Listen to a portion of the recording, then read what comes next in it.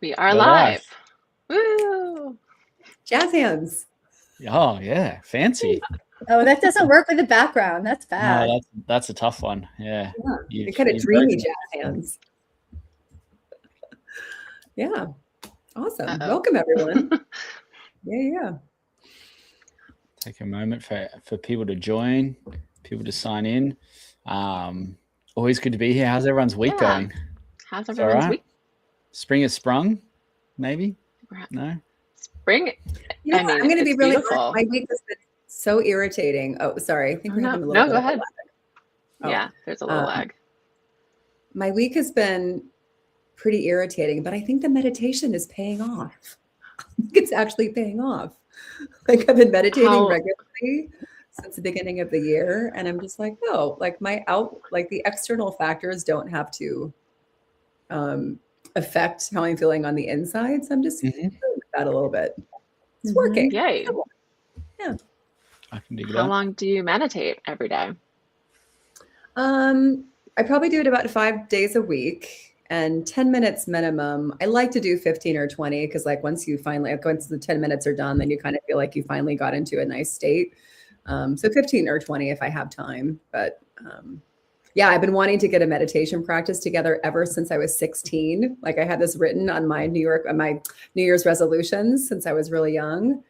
And I've just never made it stick until this year because I did a meditation 21-day challenge at the beginning of the year and I actually paid for it. So I think actually putting money down like actually made me like think like there's some value here. And so I stuck with behavioral science in the payment.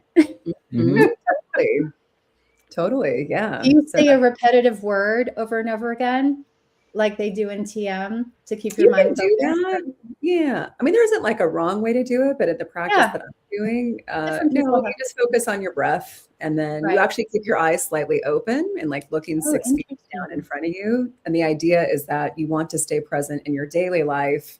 So to actually kind of to practice having your eyes open and being aware, but in that meditative state. Right. So if you have super annoying people around you, you can just turn this on. Anytime. You'll look like you're present, but you're really not. Love it. Yeah. Just looking a little forlorn, looking down at the ground. Yeah. That's funny. Yeah. I think while we're just sort of chatting here, I'd love to see if anyone's out there. We can't see you guys. Yeah. So if you are calling in, listening in, whatever, please tell us where you're calling from. We'd love to see that. And then I can give a proper welcome to our guest today, Kristen. I have we connected on LinkedIn a while ago, I think, and I had a probable full meltdown with you at some point last year. I was just thinking about it, I've known you for some time now, and I really trust you, and I'm so thankful for just meeting you. I think you had posted a bunch of different things on LinkedIn, and I was so moved. One of them made me cry. Solo entrepreneurship is really hard. I think I don't have a partner here, a business partner, so it's just I don't know, you second guess yourself the whole time. So I think we had some good chats in the background. So I've been an advocate for you for a long time. So I'm excited to introduce you and have this great discussion. I think it's honestly so relevant. So I guess I can start. Is that cool, guys? Yeah, let's kick in. Let's get into it. All right. Everyone meet Kristen. She is the founder and CEO of Phae, which is a new kind of lifelong AI-enabled guidance platform for navigating life and work. Phae helps people not just find jobs, but design meaningful, future-ready lives where work truly fits based on who they want to become and the life they want to live. Exciting. We'll get into that more later. She is a product leader, design thinker, and entrepreneur. She spent 25 years at the intersection of technology, culture, and human experience. She's co-founded multiple companies with 2 successful exits, and she's led digital platforms for both startups and Fortune 500s. She has studied design, culture, and tech across Carnegie Mellon, Harvard, and MIT. Woo. And her work spans global brands, including Volkswagen, Ralph Lauren, Estee Lauder, Citibank, and many more. And today with Phae, she is channeling 3 decades of experience into solving one of the biggest crises of our time, the broken future of work. Welcome. Yay. Thank you for being here. Yay. We're excited to learn more about you and this new adventure. Another, I guess you've had some adventures in the past, but I have. Well, thanks for inviting me on. I am so excited to be here and to talk about design and being a design-led founder. Hopefully that is something of interest to the folks that are listening today. So do you want to start with a particular question, or should I give a little bit of background? Or yeah, I guess give a little bit of background on how, obviously just did that one, but how did you decide to start this, I guess, and tell us more about it? Well, I've spent my entire career building things, building digital platforms. My first job out of grad school, somebody thought I knew how to do something. And I found myself leading the design team, designing Ameritrade, which was the first online trading platform.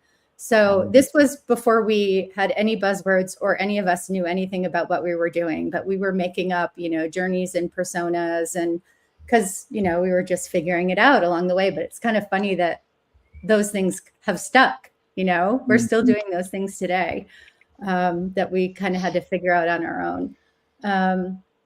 But designed a lot of firsts and, was part of 5 or 6 founding teams.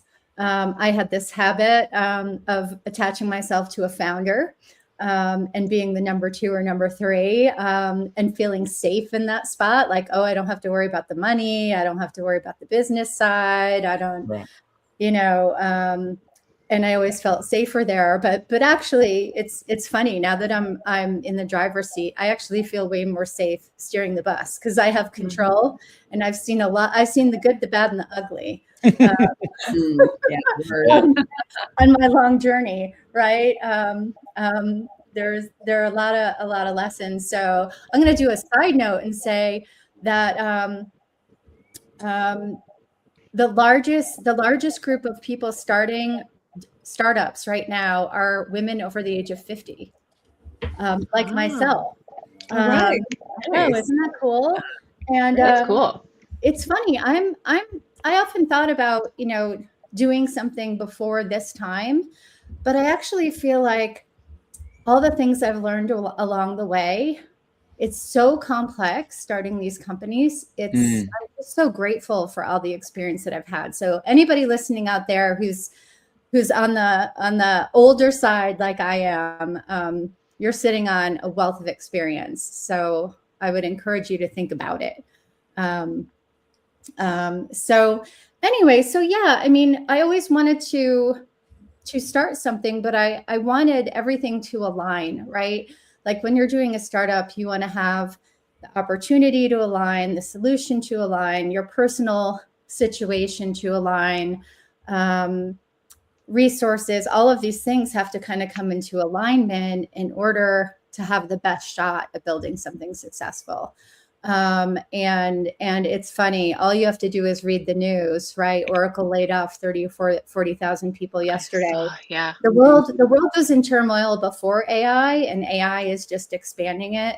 People, we all know friends, family members, teenagers that are so lost, right? In what they're doing with their lives and how to find fulfillment and sustain themselves. And there really just hasn't been proper guidance around that. Like I think I told you guys the other day, knowing that you're an ENFJ or knowing that you like math doesn't mean you're going to be happy as a trader, right? Or an engineer. So there just really hasn't been anything to look at a person holistically. And this is what we designers are trained to do, right? We start with empathy. Like, what's the human problem here, right? The human problem is that people are on hamster wheels and people are not thinking about their own value system. They're listening to what society is telling them they have to do and be or have, right? Instead of really digging deep and understanding, well, what do I want for myself? Where do I want to live? How do I define wealth and health and all of these things? And so, my first idea was, how do we revolutionize guidance and put the human in the center, right? Really thinking at the time in 2018 about the mental health crisis and how work plays into that. And how it's really hard for people to understand and know what all the possibilities are, right? We probably have friends with cool jobs and you're like, wow, that's an amazing job. I've never heard of that before. Wow. So that was kind of like the first seed of the idea in 2018. Ooh, this is a meaty problem. I'd love to solve it. And then life happened, which included a divorce and a move from New York City to Montana. And things aligned over the past year and a half in a way where I was like, you know what, this problem's getting worse.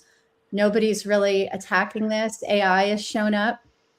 And my how might we question became, as a designer, can I take my original vision and then can I use AI to build, I like to call it, Yoda. We call it Yoda internally, but like a Yoda for a lifelong Yoda that's always with you on your shoulder to travel with you from like high school all the way through your career. Because we know, it's kind of funny, resting on your laurels. Like there are no laurels. What are laurels? None of us can sit on laurels anymore, right? We always have to be hustling and pivoting and figuring things out. So what we've built and we're launching in 2 weeks is just that. We've got this incredible framework and guide that gets to know people, figures out, options that are going to fit you based on whoever you are, wherever you are, and then guides you through actual steps to get there. And, our mission is like, we want to get in front of all those people at Oracle, those 40,000 people that just lost their jobs. And all the college students that have graduated that were sold a bill of goods and don't know what to do.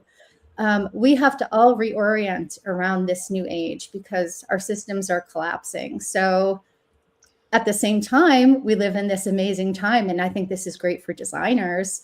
We have the tools and resources to build whatever we can imagine now. Right? So also a time of great creation. Our lives just might look different, right? The American dream, the McMansion and the BMW might not necessarily be the end goal, but happiness and fulfillment and sustainability, right? And health. So that was a long-winded way of explaining what I'm working on. I love it. Thank you. Is there like a I know you said from 16 to throughout career, and I would assume like including anyone who's retired and maybe like trying to figure out how to supplement their passion from like when they were kids to now. Can you give us like some examples of, I guess maybe, I know that you said that you interview a lot of people. It's like a lot of career pivoters or maybe people. Can you give us some examples of some folks? Yeah, totally. I mean, I'll give you an early one. One of our first testers was a high school student who was a junior at a very fancy private school in New York City. And he likes to make things. He likes 3D printing. He loves cooking. He makes jewelry. And you would think he would have the best guidance in the world, right? But they were funneling him into engineering.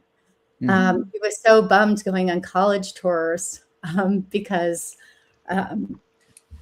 he's like, well, I guess I have to be an engineer if I want to make stuff. And I knew the answer, right? I had built an alpha version of Phae at the time. And I was like, Harrison, just go through this process and talk to Phae. And anyway, long story short, it introduced him to the concept of industrial design, which is what I hope it was going to do. And it did. And he was our first testimonial, and his parents wrote my first check. investment check Oh, because love it that. changed his life. He's like, I didn't know this was a thing that I could do. I didn't know there was a difference between designing products and engineering. Yeah. We've had other people that have, come back and said, I have clarity, a woman named Cheryl in Maryland, she spent $3,000 on a coach. Not that coaches are bad, but the problem is the algorithm of matching the complexity of who you are to what options exist.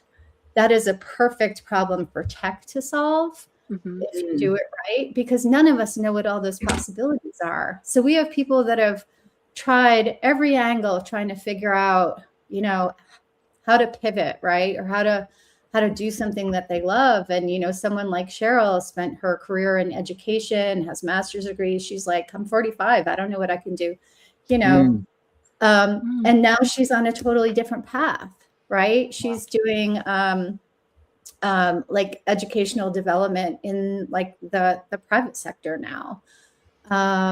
So it's just really cool to see how it opens doors for people and how they feel incredibly understood. So if we can do that for everybody, right? Especially people right now that are somewhat in urgent situations, right? How do you provide stability and hope at the same time? A lot of times you need two workflows for yourself, right? How am I going to pay the mortgage and get health insurance? And oh my God, I'm going to go from an executive job to working at Trader Joe's. But it's like, all right, I'm also going to pivot, right? So I'm working on sustainability and also getting into something new that I really am interested in at the same time. So that's what Phae is really good at, is walking with you and helping you get through those situations and destigmatizing those situations, right? Like a high school kid that decides not to go to college and go into a trade. I have a son that did that. He's at, I call it race car school. He got to Brown, but he's off in Ohio building race cars. And I'm thrilled for him. I'm thrilled that he's not in tech right now. Totally. Right. And what I love about Phae, oh, sorry, go ahead. No, go ahead. Oh, I was just going to interject and say what I really love about Phae and what you're building is that it just goes to show that sometimes those little unlocks can just change a life so fundamentally, right? It's like easy for the four of us, we're in design, easy for the four of us to say like, oh yeah, of course that guy should be an industrial designer, right? Like it's easy for us, but if they don't know what they don't know, and they don't even know that's available to them, and it takes a little unlock for them to see that, that's like an entire life that's not wasted being miserable. Right. I know. Going down the wrong paths, maybe. Exactly. Totally. And I would that say, kind of shift. It just, so getting back to like design, because we're talking about design on here, is it's been fascinating as a designer going from designing, complex interfaces for alternative investing and X, Y, and booking tickets and all those kinds of things, right? To Joanne, I loved what you said, is like unlocking things for people in a totally different way. Like Phae has like a couple marketing pages and then a dashboard where all this stuff happens, right? So it's like a one pager. Love it. And the design, and I think it's interesting as designers now, how the design thinking piece, the critical thinking, the connecting the dots, the things that we're so good at are becoming more and more important, because this is what we're designing now. We're designing moments of joy and insight and, unlocking things. And, my journey over the past year and a half has been thinking about how do I build a framework and basically an instruction set that really, really great programmers can, put into agents, right? So that they behave in certain ways, so that these things happen for people, right? Yeah. So it's a totally different. If I could encourage designers who are listening to, think about where they can build their skills, I think behavioral science Interaction patterns. Is a huge piece. We're already trained to think in that way, but I think even more so if we're gonna put our stake in the ground and have our moment and our spot. I think there's a tremendous opportunity for designers who with that skill set. Love that. And do you think that designers, there's certain types of founders, right? There's like the product background founder, the engineer founder. I think now with these advent of AI tools, what we all discussed the other day when we had our little pre-huddle session was like, what makes a designer particularly well suited to be a founder? Like, do you think that's true, first of all? And if so, what are your thoughts on that? Yeah, no, absolutely. I mean, I think the barrier to making things is so low now. There used to be more of that assembly line process where, we would design beautiful files and hand them off and hope that, an engineer got the right font size, right? Yeah. When it came back to you and you're like, no, it's not that. That space is twice as big on my Figma than it is in your. So anyway, no, I think I did a post. I'm so excited about talking to you guys about this because I did a post maybe 4 or 5 months ago. And I was just like, man, we need more designer founders. Like, I don't know if designers really realize the powerful skill set that they're sitting on in this moment where, they can actually go from idea to launch or idea to build on their own. They don't need to, I attached myself, I was like the startup barnacle, like attaching myself to business people, right? Little Elizabeth Gilbert in there. Out there that can help you figure out the business. Like you get great advisors. They'll help you with your numbers. They'll help you with all that. Like you surround yourself with the people that are good at maybe those other things. But if you see a need and you have a great solution for it, like now's the time. The barrier for designers to lead is, it's dropped. So I'm excited. If there's a company that comes out of this podcast, I would be psyched. Oh my God, that'd be amazing. I said to you the other day, and I'm available. So reach out. I'm seeing Ian Alexander, Leslie Hampton, and Dan DiChiara. So, hey, if you guys open up your own businesses, hit Kristen and us back. Yeah. No. Yeah, absolutely. Yeah. I love that story about the high school student and the industrial design. Actually, brought a little bit of a tear to my eye. I used to volunteer or mentor high school kids up in the Bronx, and I remember sitting with them trying to help them. A lot of these students didn't really have that support at home to figure out where they should go or what they should study, and it was all about money or easy or I don't know, just achievable, I guess. And so I just remember sitting with my mentee going through college applications, and she was just so didn't want it, so checked out, but it was so also really important also to sort of get her as a first generation. And I wish, so I'm always thinking of ideas. Would it be trying to get in with the school so that they're offering it to their students in 10th grade, junior year, or just in front of families, or both? Yeah, I mean, honestly, that, go to market for a startup is one of the most excruciatingly painful components of running the business, because especially with a TAM like we have, and for those of you that don't know what a TAM is, it's your total accessible market. It's all the people out there that are potentially going to use and buy your product, right? Yeah. There are 150 million people in transition right now. And it's a multi-billion-dollar, career services is a multi-billion-dollar industry, right? Wow. Coaches, career counselors, our TAM is everyone. And I actually kind of have that as a joke in my investor deck, because you never want to say that to an investor, but it's actually true. So for us figuring out with our scrappy little team, we're a 3-person team with some incredible coders in Dubai. You can build an incredible platform. Like that's a whole other topic, what you can do now with like a small team and great tools. But yeah, so our go-to-market, we're really going to be focusing on, even though Phae works for everybody, right now, the people we think are going to buy are people who are in jobs who are terrified of losing them, and all of these people that don't have jobs. And that's a big category. That could be recent college graduates or people that have been laid off.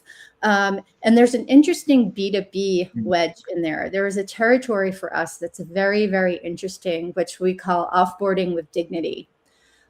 We don't see offboarding with dignity. We see emails at 6 a.m. Yeah. Yep.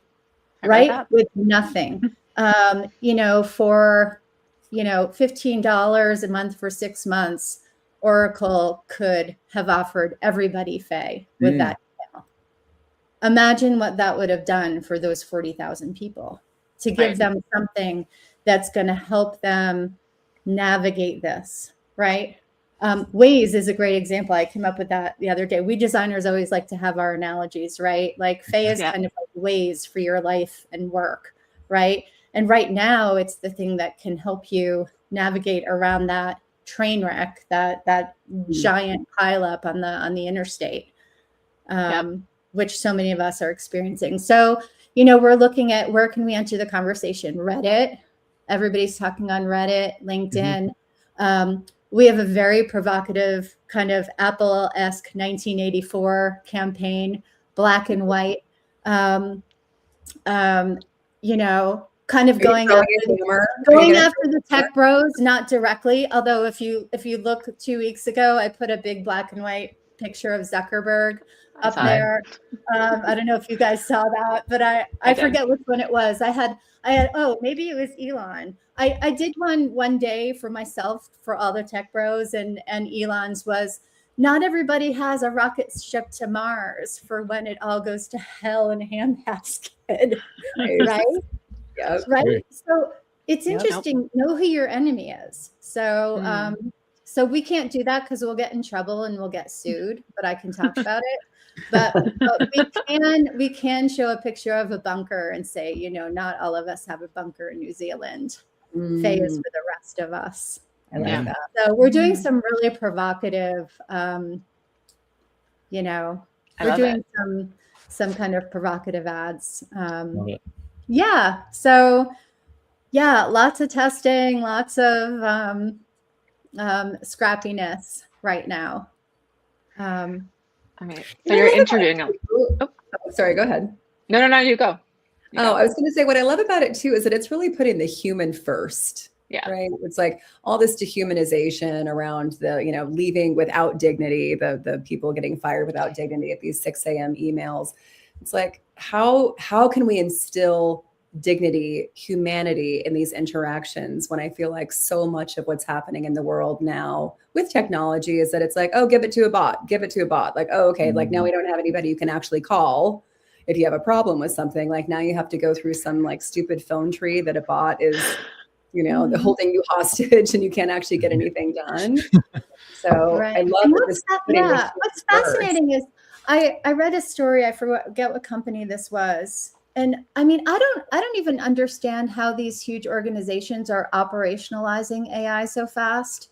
Like, I think the layoffs are not, people attribute them to AI, and some CEOs are saying, oh, we're going to automate this. But I also think that there was a lot of, there are two things. I think there was a lot of over hiring at the toward the end of COVID. And I also think there's this lemming mentality. There's a huge lemming mentality. It's like, oh, these big companies are laying people off, so we should too. And it's also, they're manipulating numbers, right? Amazon laid off a whole bunch of people. And I don't know if you guys follow Scott Galloway, but I remember him saying, invest in Amazon this year because they laid a whole bunch of people off. but it's manipulating their numbers to look more profitable. So there's just like, it doesn't matter really at the end of the job. At the end of the day, if you lose your job, it doesn't matter really the reason. I think that again, going back to like what's hopeful right now is we're living in a time where you can have more autonomy and you can build and create and generate your own income. And I think if anybody's poised to do that, it's designers. Right. Totally. You know? So if anybody's poised for sustainability and survival in this age of chaos, you know, it's designers. Yeah. I mean, I think like we've talked about this and this has been like a conversation before, but we are in the age of like everyone should have like a side hustle and like a different sort of other, could be like a U 2.0 and like doing something completely different. But with these layoffs, yeah, as long as we're not taking it personally, obviously it's hard. It's a big change, especially no matter how long you've been at a company. But I think I tell everyone, like, what are you doing on the side? Like just anything, build something. Yeah, it's true. And I think there's something that you brought up, Erica, the other day that I wanted to bring up too. And you were saying, you know, when you guys are working with designers, a lot of times they're saying, you know, I just want to be in a role where I can design. And you were saying that, you know, maybe the hesitation on the part of designers to, you know, start companies is they're afraid that they're not going to be able to be hands-on. Do the work. And I wanted to stress in this call that I think it's the opposite is true, because everybody's talking about the $1 billion company that's going to be started by one person. Right.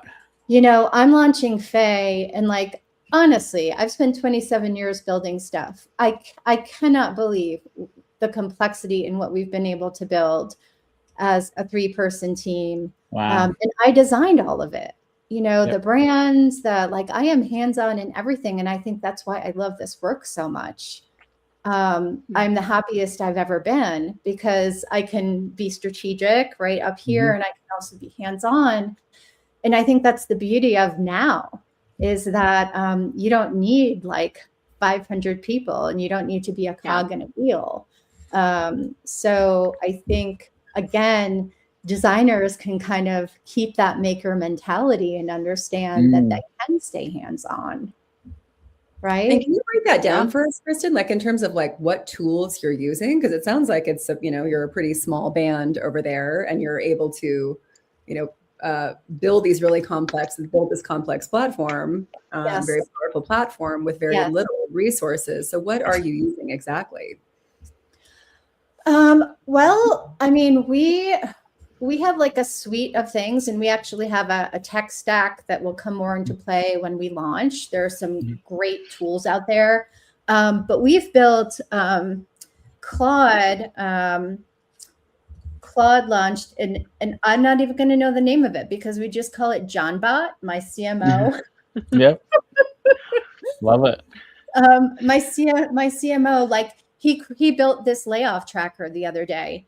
And this is so cool. So most states require companies to publish legally. They have to publish layoffs of a certain size before they do them. So we talked about offboarding with dignity. So we have a bot now that just Monday, Wednesday, and Friday combs 50 states to tell us what companies have filed for layoffs over a certain size. So we can go and auto target them, right? Wow. For like offboard with dignity.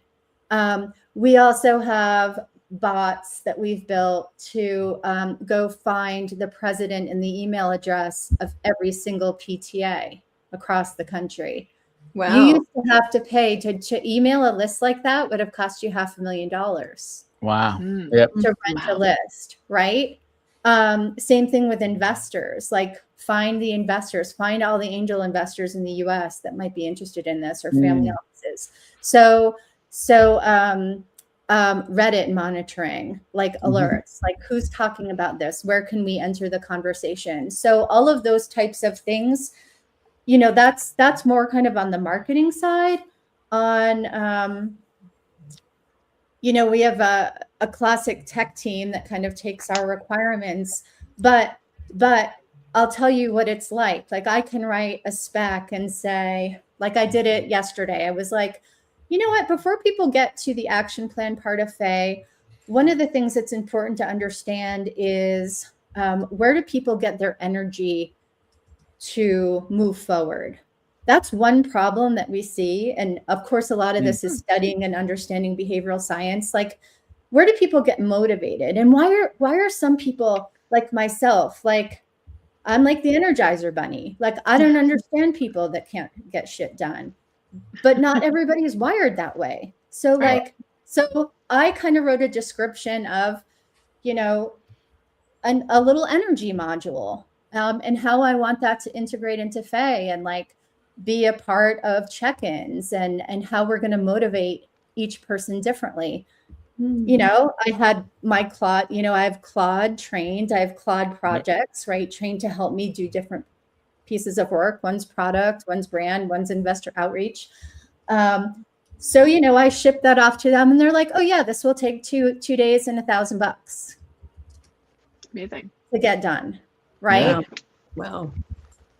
Imagine like some of this stuff, right? What it would take. Yeah. The game's changed. The barrier's lower and It's totally accessible. For someone like me who's impatient, like side note, I did a year of my master's in architecture. And what I didn't, if I had Phae would have said, you know, Kristen, you're like one of the most impatient people. You're going to hate being an architect. And I would have had that year of my life back. Thank God it was just a year though, and not a lifetime. I know. Oh my God. I was like, wait a minute. It's 99% of technical construction drawings. And I don't care about the weight of the books going into the library. I just want it to look good. Yeah, it was totally the wrong profession for me, unfortunately. I can still design buildings in my head, but doing it as a career would have been a train wreck. Anyway, I don't know why I went off on that detour. I would have loved. Maybe it was because these tools, like they work at my speed, like my fantasy speed. You know, which is go go go go go. Yeah. Yeah, I'm kind of addicted to like making stuff happen. And I've actually heard that people are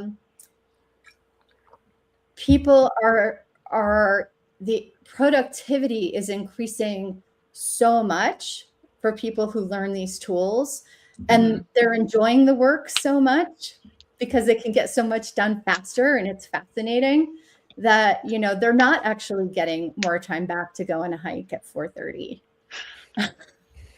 Do you have energy all day long? Huh? Oh, go ahead. What? Do you have energy? Like, are you like a morning person? Do you get stuff done at night? Or are you like all day? I'm kind of all day. Yeah, I'm all day. Love it. Yeah. Well, as long as I have my 4 o'clock sugar, I'm good. I'm thinking of people listening and they're like, okay, I want to be a founder. I'm a designer or whatever discipline. I'd like to be a founder. But maybe I'm not like the Energizer Bunny. Like maybe I have like a more kind of, maybe I'm a slow burn as opposed to like a quick flame, right? Are there particular personality or just types or skill sets that you think make for an especially good founder? And can those be a pretty broad range? Because you've done this thing. You've done founding. Yeah. I mean, I think that the thing for me that stands out the most, well, there are 2 things is, I think in the startup world, there are so many distractions, especially if you're in New York or San Francisco. Like we didn't talk about this, but I live an hour outside of Bozeman in Montana, and my big distraction are the antelope that I sometimes see. And I think going back to some of my posts, Erica, I don't know if you ever read the one where I was like, I have to remind myself that this is like launching a sandwich shop. How so? What do you mean? Well, here's the thing. It's like, there's so much like cachet and like, startup, founder, tech, this, that, venture money, events. Do you know this person? Like, there's so much freaking noise out there, and there's like, you have to be doing this or you have to be doing that. Actually, you're starting a freaking business, right? Mm-hmm. And it's no different than building the corner sandwich shop and making sure you have the best freaking sandwich in a 20-mile radius that everybody wants to come for, right? It's a business. And all this stuff around like startup founderhood, and you have to go get money from Andreessen Horowitz or Sequoia, or you have to be a Y Combinator. Like, I'm not poo-pooing that. Like, that's all great. But at this stage, the best thing you can do is find a human problem, figure out how to solve it in the best way possible, and get it into the hands of those consumers. Just like getting that best sandwich into somebody's mouth at lunchtime. Yeah, you know? I love that. I love it. So back when I used to work at a staffing agency, when I first started out, so this is like 20 years ago, and I used to smoke cigarettes. And so me and my little partner at work would go outside and smoke cigarettes. We're right in Midtown, and we're just seeing all these skyscrapers just filled with businesses. And we're like, those were each an idea by one person that just went for it. Yeah. They're all just like, they're just a glimmer of an idea. They just went for it. Some are, better than others, or they're more applicable for more people than others, but people just freaking did it. Right. Right. All you have to do is get in your car and drive through any town, and there are businesses. Mm-hmm. Yeah. Right. Yeah. And some have like really crappy graphic design, like they have like really crappy branding, but they well because they're filling a need, right? Yeah. Exactly. Exactly. Like, one of my ulterior motives is, and I don't even think this is a problem anymore, but like destigmatizing trades. Like, everybody's saying like your best bet to make 200K is right now is plumbing. Yeah. You know, this is a big discussion. Like, it used to be, when I was a kid, it's like, you're going to trade school. It's like, because nothing else is for you. And you have to, now it's like, no, you can be really freaking smart and read Freud and also be a plumber and have a band, Yeah. Yeah. So I think all my friends I went to high school with, they were all the ones that owned houses first, all the trades. Yeah. Right. Yeah. Electricians, carpenters. Right. And then they buy real estate, and then then you're like, crap. And a head start. And they have work-life balance, Yeah. They don't have emails. Absolutely. One of my fantasy board members is Mike Rowe from Dirty Jobs. That show on Netflix. Yeah. He's kind of the voice of the trades. Love it. I'm going to go find him sometime after launch because I want for anybody, like even somebody who's had like an executive level job, like go get reskilled. Like I know a product manager who I worked with at my last startup that kind of crashed and burned. And he's like, you know what? I'm just done. I'm going to go get certified. Like, I'm really handy. Yeah. And he's like doing great, and he's happy. It's awesome. Yeah. I have so many stories of that. I have so many people who stopped. Yeah, you're gonna come work for me and be my podcast connector. There you go. I would. I can give you millions. I have so many stories, and I love these stories. They just make me feel like just so good, I think, inside. I don't know. I come from a family of doctors, so that's probably why. But I feel like me helping people and connecting people. Like this week, I just connected 2 people who both live in Denver. It's like, you guys are both really cool. Can you be friends? And just like, that's what I do. Yeah. But yeah, exactly. It's interesting that you just brought that up because so the next thing we want to do with Phae, now that we've built out kind of the AI component and kind of the coaching component, is we want to build actually my brand guru who works with me, John Ebeling. I was calling it the mentor marketplace this morning. And he's like, no, Kristen, I found an F word for it. He's like, we'll call them field guides. Nice. HIELD. We'll call them field guides, not coaches, right? The next thing we want to do is have a two-sided network with a field guide marketplace where we can connect people, and these field guides can either volunteer their time or monetize their expertise, right? Because we all need new ways to monetize our expertise. So the second part of Phae is, hey, you're looking to pivot, or your mom looking to get back into work after taking time off, or you were just laid off from Oracle, or you work in this field, or you're thinking of being an architect and you want to talk to one or two. Mm-hmm. They introduce me. I call it the I know a guy. I know a guy. I should just call it that. The I know a guy function. Because I just imagine these kind of older dudes with plaid shirts and hats. Maybe it's because I'm in Montana. They're sitting around a table. And one of them is like, hey, Bart, I just bought an old Shelby Cobra and I want to fix it up. And Bob's like, oh, I know a guy for that. Yep. Yeah. That's how networks are supposed to work, right? Totally. So if Phae is built on this framework of understanding and we understand people really well, we can do that. And then what we can do is we can build out the company side, and we can say, we can support you guys and your work, and be like, hey, these are people that you should know, right? Yeah. Because I don't know about you guys. Well, I'm sure I'm like preaching to the choir for you guys, but like, I don't think I know 99% of the people I'm connected to on LinkedIn. Yeah. I mean, maybe you do because you're in recruiting, so you talk to these people all day long, but I'm like, I don't know why I know this person in the Philippines. Right. Oh, no. Totally. Yeah. I used to be so precious about it. I'm like, I'll only link in with you if I've met you. Like, we have to have a conversation.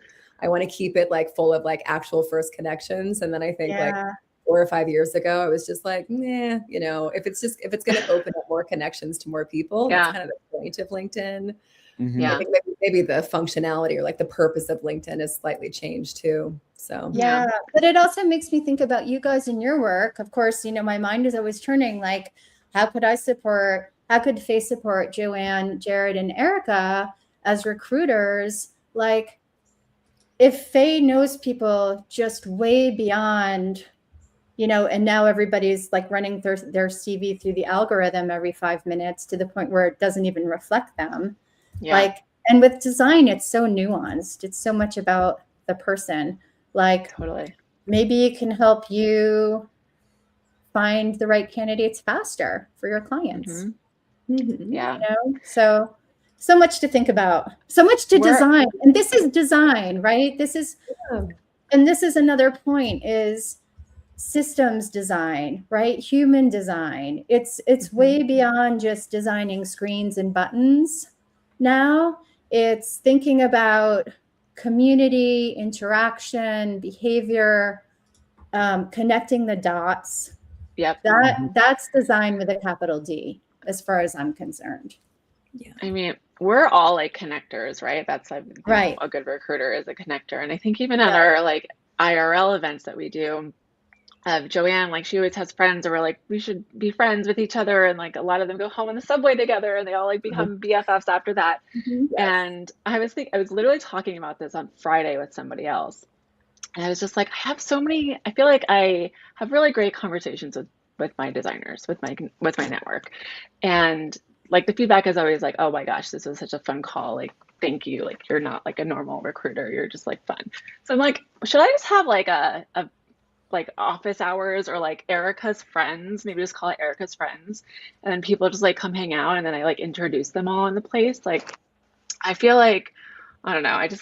I love that idea. I think you should do it. We're actually talking about doing that with Phae. I don't know how often we're going to do it, but meeting people in this moment, this crazy moment of work, and just being like, hey, we're thinking about this problem every day. Come hang out with us for an hour and let's talk about how you're feeling and what you're thinking. And it's also great for us because it keeps us close to our audience, right? Yeah. Yeah. Speaking of audience, that's a segue if I ever heard one. Hello, audience. So I just want to reach out to the people that are on the call right now. And, this is your kind of final 8 minutes of opportunity to ask Kristen any questions you might have around anything we've been talking about Phae, about starting a business, about being a designer founder, bringing the humanity back, anything. Or just some comments if you're just kind of, liking what you're hearing, or you want to start a little fight, you want to give your hot take. Yeah, absolutely. We're open. We're here for it all. Unfiltered. Yeah. Why don't we ask people like that question that you had about, I guess, like if you could do anything today or start a business of some kind, like, what would it be? Or if you had Phae when you were younger, where do you think, would you be where you are, or would you be totally someplace else? I think you designers out there, you've got to be thinking about, I have the graveyard of ideas. Yeah. I prefer the word womb for your graveyard. I think the womb of ideas, because maybe they're just not birthed yet. Maybe they're gestating. Yeah. They are gestating. Yeah. Yeah. Like when I was in college, I went to Syracuse, and I love Syracuse. I went there because they had 20 plus different art majors to choose from, and then I had to choose after my foundation year. So after foundation year, I chose advertising design because I thought I liked, iPhoto on my computer back in the early days of the early 2000s.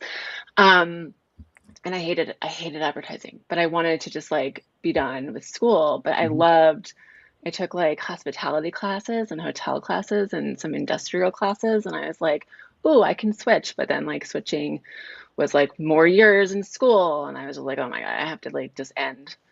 And I would have so loved to have this and gone into, because I have a friend who went into hotels, like hotel design. Hospitality, yeah. Yeah, and he had this amazing life, sort of all over the place, and it's I just still love what I do, but it took me a really long time. Dan submitted a question. When you talk about creating an org based on an idea, how do you balance sharing and secrecy so that you don't give away the idea before you've executed and developed it to a point of making it real? I think that's a really good question. I would talk about the problem that you're solving more than your solution, Dan. And just, super high level. I see this problem, it's real. I have some ideas about, how I might go about fixing it, or give a high level. But even to describe Phae at this point and everything that it does, it would take a long time. So, and I also, I've been pretty open about what I'm doing, but NDAs are good. NDAs with DocuSign if you're gonna show people stuff. So yeah, and I would also say depending upon the complexity of what you're doing and how easy it is to build, right? Keep it close to the vest and just talk about the problem that you're passionate about until you have a moat. That's what everybody's talking about now. And that was, for a long time, that was one of the biggest questions I got from investors is, what is your moat? Why can't you do this with GPT? Right. And I kind of got past that. I was like, okay, it's the opposite of GPT. It's designed to ask you questions based on a framework, and it's contained and it's private and has memory. And I finally got to the point where I was like, look, I'm not building an AI company. I'm solving a human problem that uses proprietary AI to solve the problem, right? But yeah, I would say, given that with vibe coding and all of the easy ways to kind of get things done, talk about the problem. And then when you have something, Then when you have something, that you feel like has a significant moat, then be strategic about who you show and how. Yeah. Time for one more here from Laura. Oh, there's Laura. Laura, I can't answer that because we're launching in 2 weeks. But connect with me on LinkedIn and we can stay in touch on that topic. And the question, just to be clear, is I'm sorry.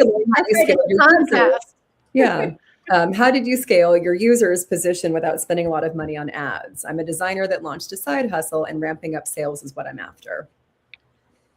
Yeah. I mean, so one of our secret sauces on our team is that John O'Toole, my CMO, and I spent 7 years at a company called BzzAgent, which was the first word of mouth marketing platform, pre-social media. Before Joanne, Jared, and Erica were born, I was running the first word of mouth company.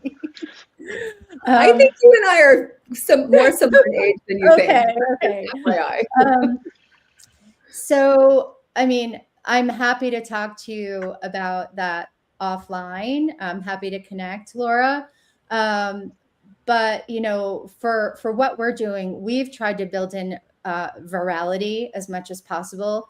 Joanne talked about those moments of joy and those aha moments. So, we have this beautiful DNA snapshot that's an HTML generated page that when people get their first report about who they are and where they'll thrive, it's beautiful and they can click and share it, right? Mm-hmm. Like this is also one of those people what do you talk about with your friends? Your life, your struggles, your problems. If Phae's truly helping you, people are going to talk about it.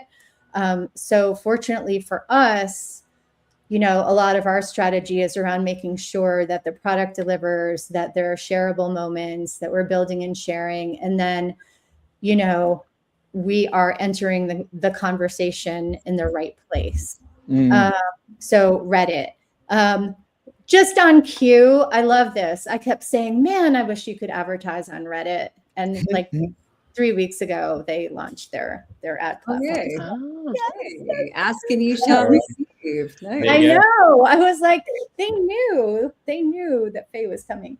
yeah. But yeah, I think, and happy to introduce you, Laura, to our CMO who's built all the John bots, which are super helpful. But there are so many great tools out there to kind of find conversations and automate things. Obviously, I have no idea what you're creating, so it totally depends on that. But yeah. Awesome. Well, listen, we're at time. We have 1 minute left. So, Kristen, is there any sort of parting words you want to give to everyone here on Design Unfiltered? As little parting thoughts? Yeah, I hope you all start companies. Yeah. I hope you all start companies. Let's do it. Yep. Let's Kristen, start a movement. Are you still like looking for people to interview for like any case studies or anything like that for your tool? Yeah, no, absolutely. We love talking to people all the time. One of the things on Phae, we didn't get super far. We have about 50, but we do want to have videos of people talking about their jobs and their career journeys, across industries, because it's always great to hear from the horse's mouth what it's like to work in a certain field. But also people who are working on interesting things and pivoting and all of those things. Yeah, we're very open to that. Great. And how should they reach you? On LinkedIn or? They can reach me on LinkedIn or Kristen, Kristen @phae.com, PHAE. Okay. Love it. .com. Do you guys remember pets.com? Yes, I was just talking about pets.com. No. Actually. Oh, I don't know, maybe. Pets.com. Yeah. They were like the first branded box. It was like pets.com, diapers.com. I still have my box with my dog in it somewhere. With your dog? My pets.com dog. Yeah. They're yeah. Oh, you could they actually buy a dog. Yeah. It's like your dog. This is something I don't know. in the pets.com box. I See, love this is really aging me now. No, So I love it. I totally get it. That's great. Well, thank you I so love much. it. Dinosaur tattoo right here. No. No. Wisdom. Wisdom. It's so great to have you. Thanks for coming on. Yes. Thank you. Thank you. So great. Thank you so much. Take Yeah, care. Bye, everyone. I'll see you guys soon. Bye. Bye.